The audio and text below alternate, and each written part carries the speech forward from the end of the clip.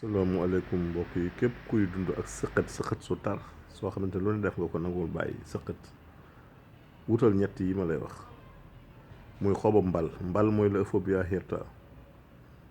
xobu ngeer ak xobu enkeleñ mbal ak ngeer enkeleñ mooy la Hyménocardia acida enkeleñ mbal ngeer ngay wut ñetti xob nga jaxase ko boo tibee sa loxo ba mu fees da nga koy baxal si litre ndox pendant 5 minutes nga segg ko di ko jël par demi-verre boo ndekkee boo añee boo reer su dee koor gi la boo xëddee nga naan boo ndogoo booy tëdd si kàttanu yàlla lu sëkkat tar muy laa tuur boo defee am jàmm incha allah.